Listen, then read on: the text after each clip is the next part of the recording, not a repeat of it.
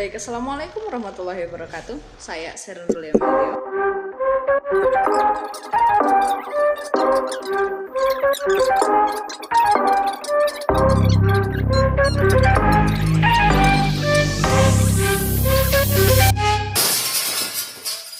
Memperkenalkan sebuah video yang merupakan hasil sebuah kerja keras dari kami.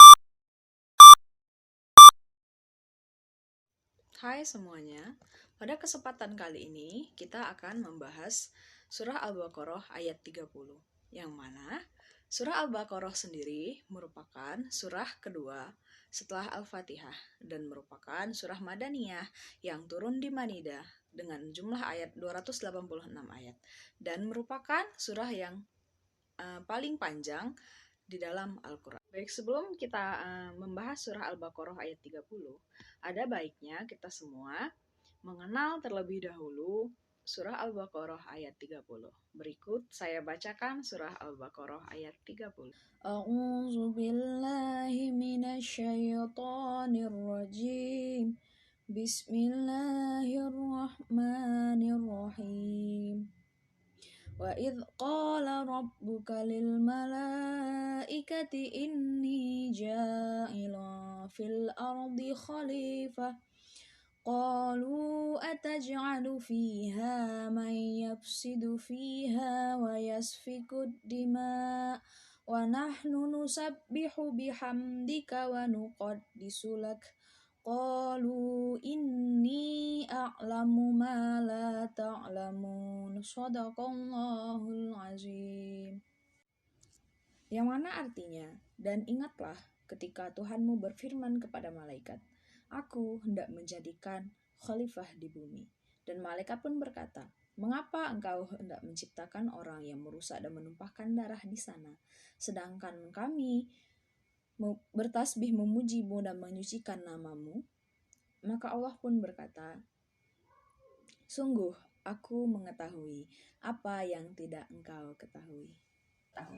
Baik, dari sana tadi dapat kita lihat ya bagaimana Allah mengkomunikasikan kepada para malaikat bahwasanya dia hendak menjadikan manusia selaku makhluk sebagai khalifah di muka bumi. Nah, malaikat sendiri membantah ya, lebih tepatnya seperti mengatakan bahwasanya mengapa engkau menjadikan manusia khalifah di bumi sedangkan mereka sendiri merusak dan menumpahkan darah di atasnya.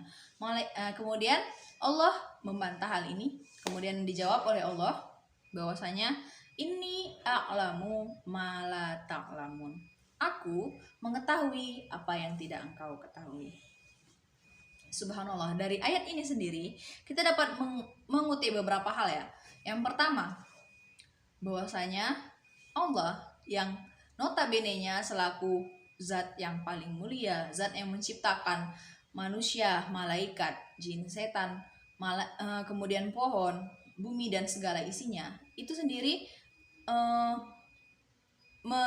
mendiskusikan suatu keputusan yang seharusnya tidak perlu ya, karena memang beliau yang lebih berhak atas segala makhluknya. Tapi di sini tetap Allah komunikasikan hal ini kepada para malaikat. Kemudian kedua, bahwasanya manusia memang notabene-nya adalah orang-orang yang merusak dan menumpahkan darah di muka bumi. Dan ini seharusnya hal-hal yang kita hindari. Dari poin yang pertama ya, Allah mengkomunikasikan bagaimana dia hendak menjadikan manusia selaku khalifah di bumi.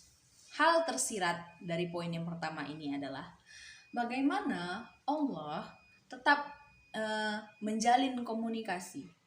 Di sini dapat kita lihat ya, pentingnya ataupun urgensi komunikasi itu sendiri. Di sini dapat kita lihat bahwasanya Allah selaku komunikator memberitahukan kepada malaikat selaku komunikan tentang pesannya bahwa Allah hendak menjadikan manusia khalifah di bumi.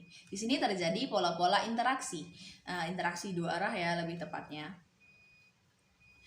Allah hendak menjadikan manusia khalifah di bumi. Terjadilah pertukaran pesan. Ini baru aksi ya, aksi di mana dari Allah kepada malaikat bahwasanya Allah hendak menjadikan manusia ini khalifah di bumi. Kemudian ada reaksi dari malaikat. Nah, aksi ini berupa malaikat menjawab, "Mengapa engkau hendak menjadikan orang yang merusak dan menumpahkan darah di atasnya, sedangkan kami bertasbih dan memuji namamu?" Nah, disinilah terjadi pola aksi dan reaksi ya. Allah memberikan pesan, kemudian malaikat sendiri memberikan tanggapan. Kemudian terjadi lagi, Allah kemudian memberi timbal balik lagi. Ini a'lamu ma la ta'lamun. Sesungguhnya aku mengetahui apa yang tidak kamu ketahui. Di sini sendiri keputusan akhirnya masih Allah menjadikan manusia selaku khalifah di bumi, walaupun sebenarnya kita lihat ya malaikat ini kurang setuju. Karena kan itu tadi manusia itu notabene-nya adalah makhluk yang merusak dan menumpahkan darah. Manusia itu seperti itu. Nah, namun Allah tetap menjadikan manusia selaku khalifah walaupun tadi terdapat penolakan dari malaikat ya. Di sini ada yang namanya keputusan mutlak ya. Walaupun sebenarnya nanti keputusan akhir yang kita ambil itu tetap dari keputusan awal, tapi tetap perlu yang ada yang namanya komunikasi ya teman-teman. Di sini dapat kita ambil bahwasanya walaupun sebenarnya keputusan ini sudah bulat, sudah mutlak ya, tidak bisa diganggu gugat, akan tetapi masih terjadi ada yang namanya pola interaksi masih dikomunikasikan kepada para malaikat ini. Itulah tadi secara tidak langsung ya ada pesan yang tersirat di dalam surah Al-Baqarah ayat 30.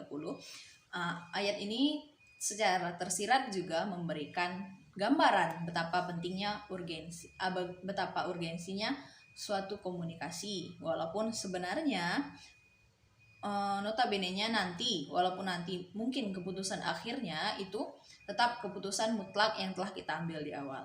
Itulah tadi penjelasan saya Serendule Meldio undur diri. Assalamualaikum warahmatullahi wabarakatuh, semoga bermanfaat.